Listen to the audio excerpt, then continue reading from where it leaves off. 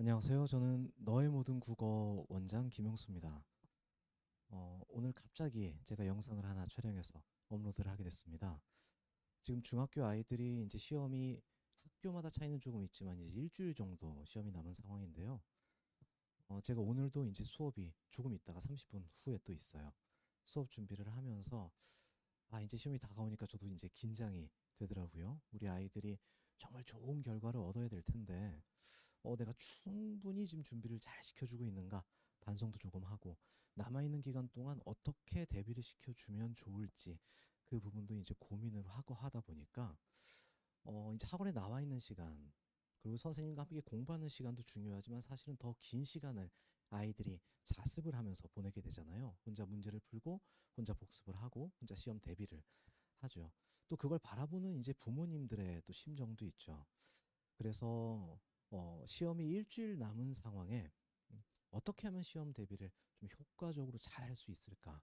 그리고 단순하게 점수만 남는 시험이 아니라 이 전체의 과정으로서 어떤 의미를 남길 수 있는 시험으로 만들 수 있을까를 조금 고민하게 됐습니다. 이러다가 조금 빠르게라도 영상을 찍어서 오늘 월요일이니까 월요일이 지나가기 전에 부모님들께 보내드려야 되겠다라고 생각을 했어요.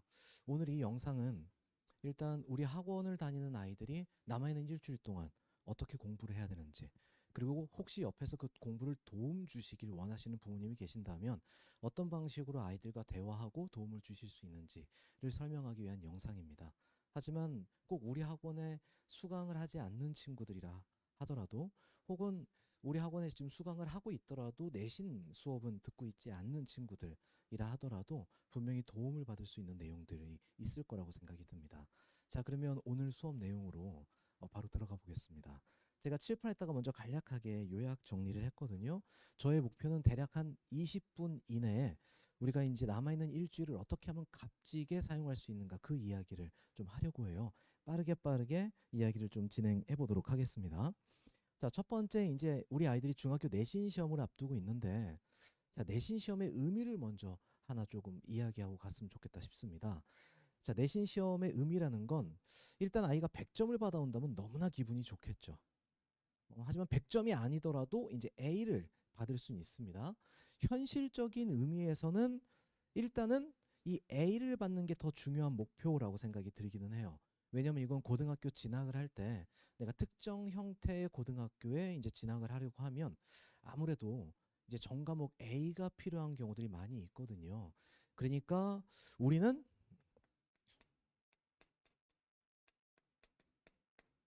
최소 목표로 일단 A를 반드시 확보할 필요가 있다라는 목표의식을 먼저 명확히 가질 필요가 있는 것 같습니다.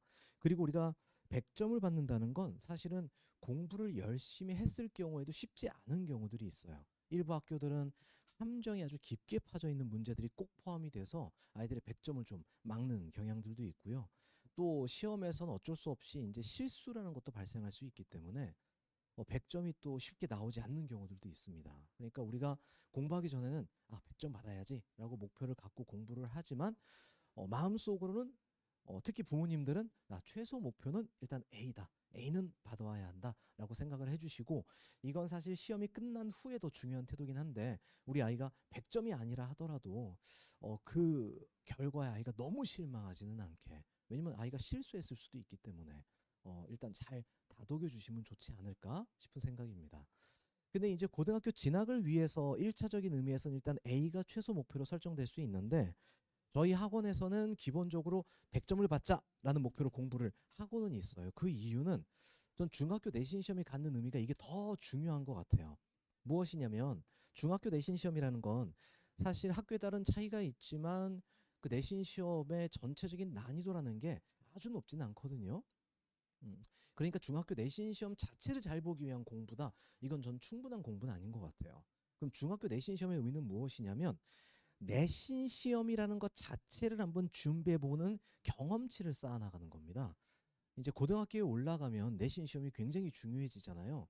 그리고 고등학교 1학년 1학기 내신 시험부터 사실은 대입과 직결되는 실제 시험인 거죠. 그러니까 우리 아이들은 고등학교 1학년이 되기 전에 내신 시험에 대한 완벽한 노하우와 루틴을 확보한 상태로 올라가야 됩니다.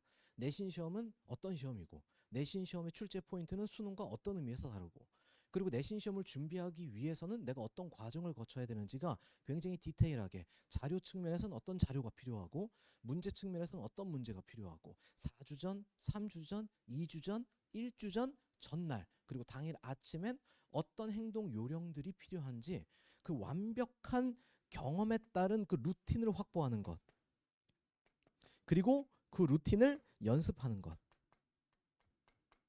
전 이게 중학교 내신 시험에 사실 숨겨져 있는 굉장히 중요한 포인트라고 생각이 들어요. 그래서 학원에서도 아이들에게 지도를 할 때 우리가 첫 주차에는 무엇을 하고 둘째 주차에는 무엇을 하고 이번에는 무엇을 해야 되고 마지막 날엔 무엇을 해야 되는지 좀 디테일하게 알려주려고 노력을 하고 있거든요. 그러니까 집에서도 아이들이 공부하는 모습을 좀 지켜보실 때 단순하게 그냥 결과값만 가지고 아 이번 시험에 아이가 100점 나왔으니까 아 잘 됐어. 아 이번 시험에 100점이 안 나왔으니까 좀 아쉬웠어. A가 나오지 않았으니까 아 이번 시험은 뭐 굉장히 안 좋은 시험이었어. 뭐 이렇게 결과만 가지고 평가하는 건 저는 조금 부족하다고 생각이 듭니다. 그러니까 아이가 내신 시험을 어떻게 준비하는지 그리고 그 시험 준비 과정에 대한 아이 자신의 어떤 이해도 그리고 능동성 같은 것들은 어떠한지 그리고 아이가 어떤 루틴으로 시험을 준비하고 있는지 같은 것들을 학원과 가정에서 모니터링하는 게 저는 필요하다고 생각이 들어요. 그래서 이걸 완벽하게 연습시켜서 완전히 준비된 상태로 고등학교에 진학하는 것 자, 그것을 위한 연습인 거죠. 중학교 1학년 2학기부터다. 그럼 총 4학기 혹은 5학기를 이제 그 과정을 연습해서 고등학생이 되는 것이죠.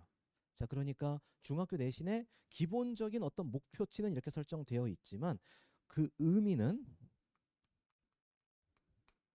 여기에 더 크게 부여돼야 되지 않나 싶은 생각입니다. 자, 그러면 두 번째 옆으로 넘어가겠습니다. 자, 이제 일주일 대략 남았어요. 학교마다 조금 차이가 있기는 하지만 한 일주일 정도 남았습니다. 그럼 일주일 남았으니까 일단 1번 오늘쯤에는 뭔가 점검이 한번 진행되는 것이 좋다고 생각이 들어요. 자, 그럼 어떤 내용을 점검해야 되냐? 우선 학습 진도가 점검이 돼야 되죠. 이거 학습 진도라는 건 말 그대로 학습의 진도입니다. 학교의 시험 범위를 의미하는 게 아니고요. 우리 아이가 어느 정도로 학습이 진행됐는지를 확인해 볼 필요가 있어요. 이건 이제 학원에서는 자체적으로 확인을 하고 있지만 아이 스스로도 한번 확인을 해볼 필요가 있습니다. 그래서 시험 범위 전체를 지금 학습을 했는지 아니면 시험 범위 중에 약간 70%가 학습이 됐는지 아니면 시험 범위 중에 한 50%가 학습이 됐는지에 대한 점검이 진행이 돼야 그 이후에 일주일 동안 어떻게 공부를 진행할 것인지를 우리가 이야기할 수 있겠죠. 그러면 우리가 그 학습의 내용을 우리가 점검한다고 했을 때 우리가 확인해야 되는 것들은 이것들입니다. 교과서에 나와 분명히 필기가 있을 거예요. 중학교 때는 아무래도 필기 양이 많지는 않은 편이지만 그래도 필기가 아마 있을 겁니다. 그래서 교과서에 나와 있는 필기들을 완벽하게 지금 학습을 했는지 두 번째, 이 교과서를 보충해주는 자습서가 있습니다. 학교마다 자습서의 이름이 좀 다르긴 하지만 어쨌든 자습서를 보면 교과서보다 훨씬 더 상세한 해설들이 적혀 있어요. 그리고 그 상세한 해설들에 대한 학습이 진행이 돼야 되거든요. 이 학습이 얼마나 진행이 됐는지 이것도 저희가 한번 점검해 봐야 될 내용입니다. 그리고 학교에 따라서 선생님에 따라서 이제 외부 프린트가 제공되는 경우들이 있죠. 그리고 아이들이 아무래도 교과서와 자습서 중심으로 공부를 하다 보면 외부 프린트에 있는 내용을 조금 간과하는 경향들이 조금 있어요. 그러니까 우리가 점검을 한다고 했을 때 외부 프린트에 대한 내용 역시 제대로 아이가 학습을 했는지 확인할 필요가 있습니다. 저희 학원 같은 경우는 매주 복습 테스트를 통해서 이 내용들을 점검하고 있습니다. 자, 그런데 여기서 제가 하나 좀 더 말씀드리고 싶은 건요. 우리가 이제 회독이라고 말을 하는데요. 이제 말하자면 학습 내용을 반복한 횟수죠. 어느 정도로 반복했느냐 이거를 조금 한번 생각해 볼 필요가 있어요. 저는 적어도 한 3회 정도는 지금 반복이 됐으면 가장 좋은 상황이 아닌가라고 생각을 합니다. 그리고 제가 수업을 할 때는 아이들에게 자 오늘 학습한 내용은 이 다음 주에 3회 반복을 해서 공부를 해서 와야 된다. 그러니까 무슨 얘기냐면 이 학습 내용에 대한 반복 학습이 이루어지지 않은 상태에서 바로 문제풀이로 넘어가는 건 좋지 않다는 거죠. 한 3회독 정도 학습이 진행됐으면 좋고 만약에 우리 아이가 뭐 예를 들어서 1회독만 진행이 됐다, 혹은 2회독 정도 진행이 됐다, 혹은 1회독도 다 진행되지 않았다. 그럼 여기에 따라서 이번 주의 학습 전략이 조금 변경될 필요가 있습니다. 자, 그런데 이 그냥 회독을 한다고 할 때 이게 그냥 단순한 반복이면 큰 의미가 없습니다. 그럼 반복은 어떻게 해야 되냐? 자, 제가 여기다 적어 놨는데요. 우리가 학교에서 시험을 보면, 내신 시험 같은 걸 보면 중요한 데서 문제가 나와요. 그리고 자습서를 보면 큰 글자에서 문제가 나옵니다. 하지만 모든 문제가 다 크고 중요한 것에서만 나오는 것은 아니에요. 작고 사소한 것에서도 문제가 나오거든요. 그리고 모든 시험이 그렇듯이 상위권이냐 아니냐는 크고 중요한 것이 결정하지 않고 작고 사소한 것이 결정됩니다.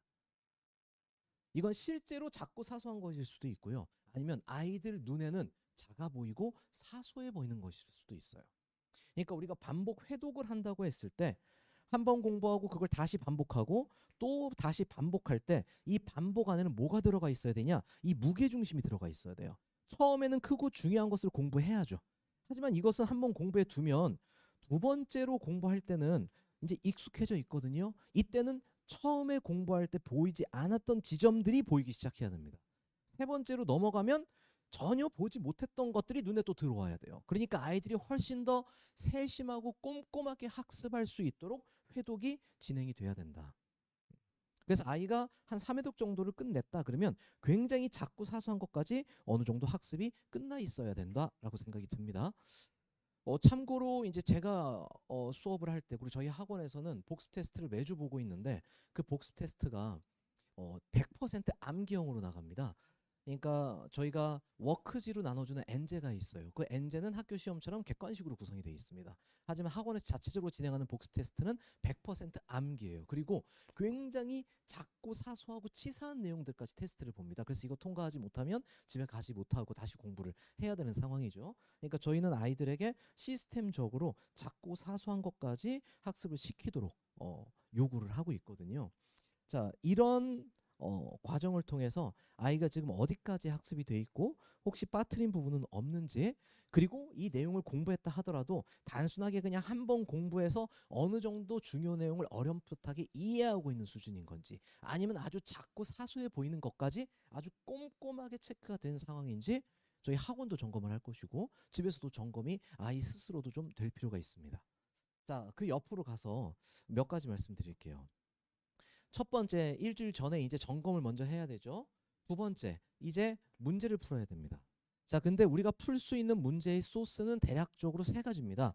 먼저 출판사에서 제공되는 소단원 평가, 대단원 평가 같은 문제들이 있어요. 두 번째, 아이들이 서점에서 구입할 수 있는 자습서나 평가 문제집이 있습니다. 세 번째는 해당 학교 기출을 비롯해서 전국 기출 같은 문제들이 있죠. 이건 학원을 수강하고 있는 아이들 같은 경우는 이제 학원에서 제공이 되고요. 아니면 이제 몇 개의 그 사설 웹사이트들이 있죠. 기출 문제들을 모아서 보내주는, 자, 그런 곳에서 준비할 수도 있습니다.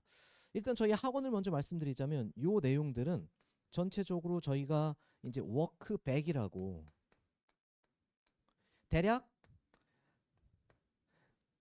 한 권의 기출 100문제를 모아놓은 저희 문제집이 따로 나갑니다. 거기에는 자습서하고 평가 문제집은 이제 아이들이 직접 구입을 해서 풀이하고 있고요.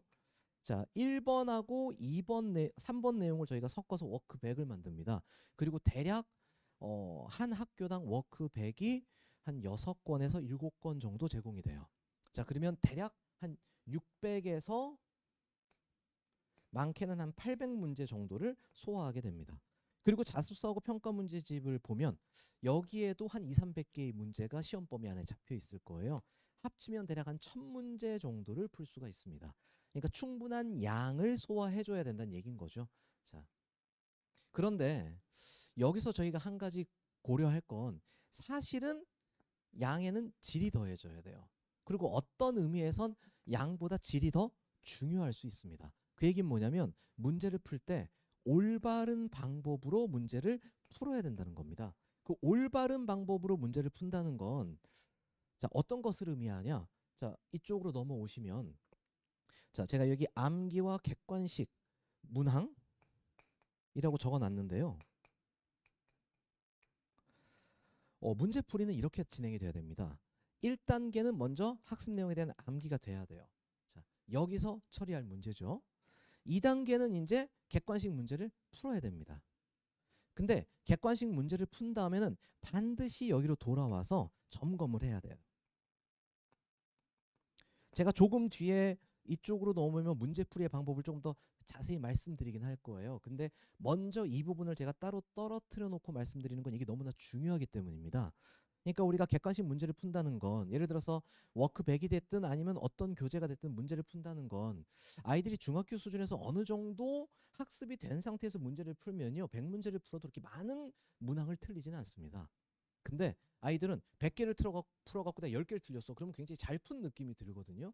하지만 시험장에 가면 한 개 틀리는 문항이 늘어날수록 굉장히 치명적인 결과가 나오기 때문에 이 100개의 문제를 풀었을 때의 의미라는 건 그 100개가 다 의미가 있는 게 아니라 내가 틀린 문제를 찾기 위한 사실은 문제풀이였기 때문에 내가 몇 문항을 틀렸던 그 문항에 좀 집중해 줄 필요가 있어요. 그래서 그 문항에 대한 분석을 통해서 내가 어떤 부분에서 일단 암기가 부족했는지를 체크해 줘야 됩니다. 그러니까 제가 여기 올바른 방법이라고 하는 건 일종의 오답 정리인 거죠. 내가 틀린 문제를 어떻게 정리하고 넘어갈 것이냐. 이건 스스로 체크할 수도 있고요. 그렇지 않을 경우에는 질문을 할 수도 있습니다. 학원에 와서 질문을 할 수도 있고 카카오톡이나 문자 메시지 같은 것들로 질문을 할 수도 있죠. 어쨌든 문제를 풀어서 나의 약점을 체크한 다음에 부족한 부분을 체크한 다음에 다시 돌아가서 내가 학습했었던 내용 중에 내가 부족했던 것이 무엇이었는지 다시 한번 암기하고 지나가는 과정이 필요해요. 제가 이렇게 말씀을 드리는 이유는요. 제가 여기 팁이라고 적어놨는데 내신 시험의 기본적인 구조는 이겁니다. 내신 시험은요. 수능 시험과 다르게 암기된 정보, 그 제가 여기 표현이라고 적어놨거든요. 그러니까 어느 정도로 디테일해야 되냐면 똑같은 내용이어도 교과서에 나온 표현, 자습서에 나온 표현에 익숙해져 있어야 돼요. 그리고 선택지를 선택할 때 그 선택지 중에 정답과 오답을 구분해낼 때 이 암기된 정보와 암기된 표현을 갖고 구분이 돼야 됩니다. 근데 아이가 문제를 풀 때 이 암기된 정보나 표현이 만약에 부족하면 암기가 충분히 진행되지 않으면 어떤 일이 벌어지냐? 자신이 생각을 해서 문제를 풀게 돼 있어요. 이게 무슨 문제냐라고 생각하실 수 있는데 이게 수능 시험과 내신 시험의 아주 큰 차이예요. 내신 시험을 볼 때 생각이 필요 없다는 얘기가 아닙니다. 생각은요. 플러스 알파적인 의미를 가져요. 내신에서는. 수능에서는 이 생각이 본질이죠. 하지만 내신에서는 플러스 알파적인 의미입니다. 그러면 원래 중요한 건 뭐예요? 요 암기된 정보인 거죠.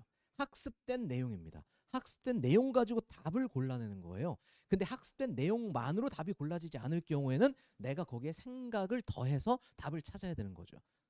근데 이건 충분한 학습이 진행된 아이들은 내가 이걸 암기한 내용으로 풀어야 되는 문제인지 아니면 내가 생각을 해서 거기다가 추론을까지 더해줘야 되는 건지 확인이 가능한데 암기가 부족한 아이들은요. 자기가 부족한 채우지 못한 암기의 영역을 어떻게 그 자리에서 생각해서 풀려고 하거든요.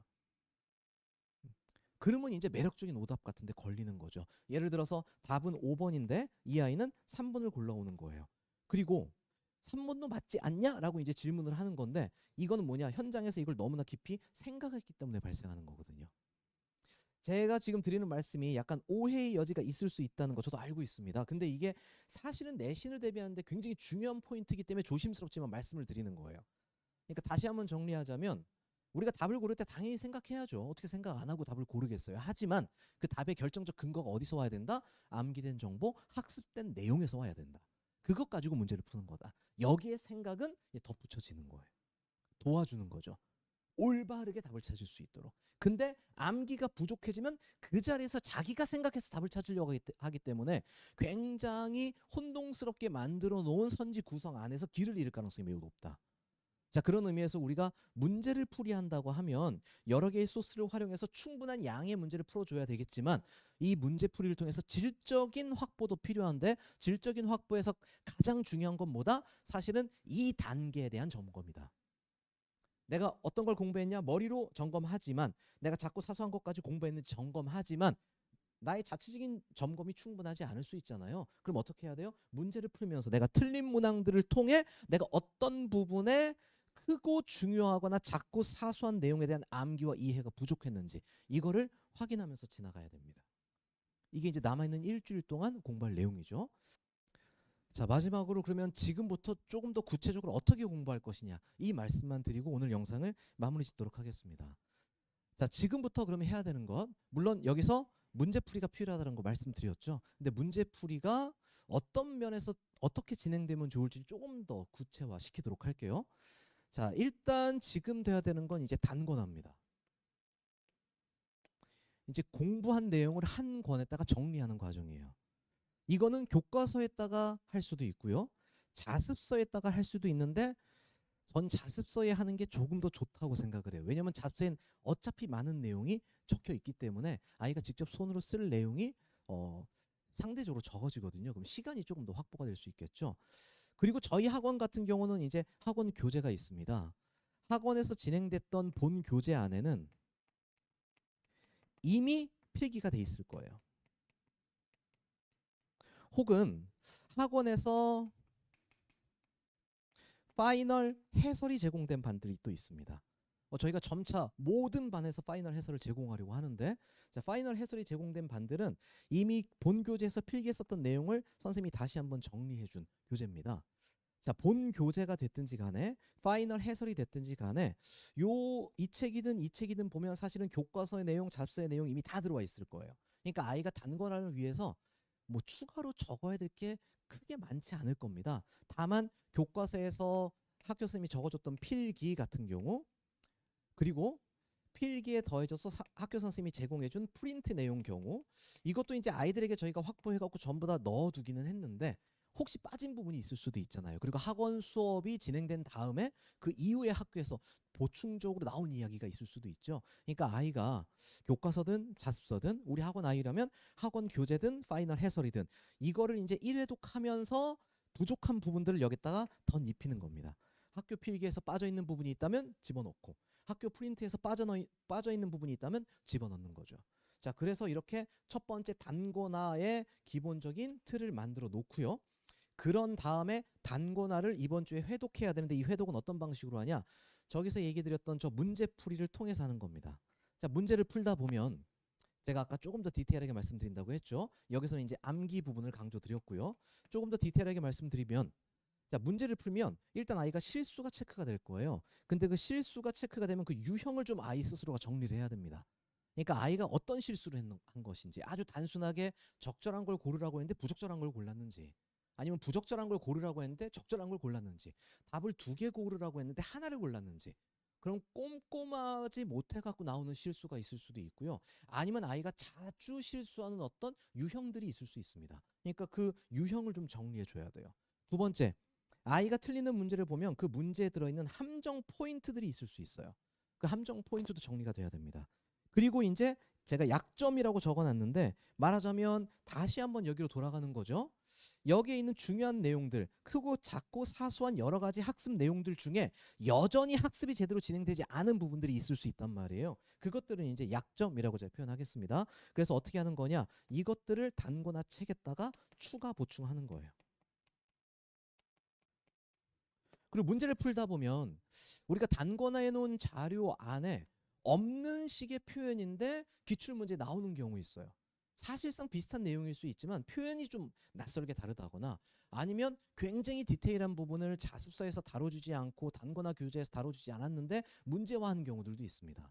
자, 그러면 그런 것들 단권화 노트에다가 추가해 놔야 되죠. 그러니까 말하자면 단권화 자료를 먼저 확보하고, 그리고 그 단권화 자료에다가 내가 일주일 동안 문제를 풀면서 끊임없이 뭔가 추가 보충 작업을 해놔야 됩니다. 그렇게 되면 어떻게 공부를 할 수가 있냐? 시험 직전에, 시험 전날 밤이나 시험날 아침이죠. 시험 직전에 내가 단권화 자료만 보면 그동안 공부했던 모든 내용은 거기 다 들어있을 수 있습니다. 그리고 내가 매우 익숙한 방식으로 일주일 동안 돌려서 봤던 것이기 때문에 아주 빠르고 효율적으로 아이가 학습 내용을 점검할 수 있어요. 자, 이렇게 공부하면 우리가 충분히 좋은 결과를 기대할 수 있지 않을까, 그런 어, 생각이 듭니다. 물론 여기다가 이제 저희 학원의 경우는 이제 시험 직전 보강에 오면 해당 학교의 기출 유형에 정확하게 맞춘 모의고사가 제공이 될 겁니다. 그래서 그 모의고사로 실제 시험을 미리 재현을 해서 아이가 실제 시험장에서 어떻게 문제를 풀어야 되는지, 그리고 내가 어떤 부분에 학습이 부족한지 최종적으로 점검하도록 만들 거예요. 예. 그렇지 않다면 어, 마지막에 이제 풀 수 있는 문제 같은 경우는 따로 조금 빼놓을 필요가 있겠죠.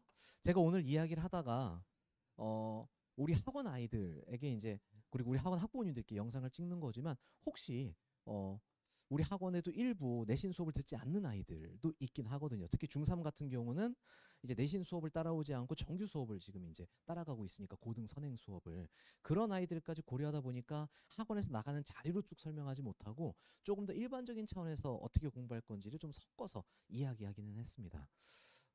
방금 말씀드린 것처럼 학원에서는 모의고사가 준비가 될 거고요.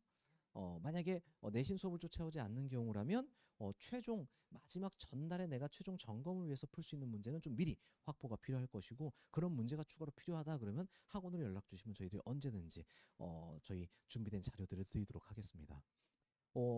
제가 준비 없이 지금 영상을 찍었어요. 사실 이 영상을 찍을 계획이 아니었는데 아까도 말씀드린 것처럼 이제 일주일 남았는데 이 아이들이 어떻게 일주일 동안 공부를 할까? 그리고 어떻게 준비를 시켜줄 수 있을까? 이런 생각들을 하고 또 부모님들께서도 참 여러 가지 고민과 걱정과 이제 긴장감을 갖고 계실 텐데 어떻게 도움을 드릴 수 있을까 생각하다 보니까 간략하게 영상을 찍어드리면 좋겠다 싶은 생각이 들어서 정말 생각이 들자마자 교실로 와서 어, 카메라를 켜고 지금 영상을 찍은 겁니다. 자, 도움이 되셨는지 모르겠어요. 우리 아이들 아주 열심히 준비하고 있거든요. 결국은 우리 아이들이 시험장에 들어가서 이제 시험을 보는 주체니까 옆에서 잘 격려해 주시고 다독여 주시고 용기를 주시면 좋겠다는 생각이 듭니다. 모두 정말 좋은 결과 얻을 수 있는 이번 시험이 되기를 바라고요. 저희 너의 모든 국어 학원은 정말 빈틈없이 완벽하게 준비시켜 줄 수 있도록 노력하고 있고 앞으로도 그렇게 노력하겠습니다. 더 열심히 하고 더 잘하겠습니다. 감사합니다. 오늘 영상은 여기까지 찍겠습니다. 감사합니다.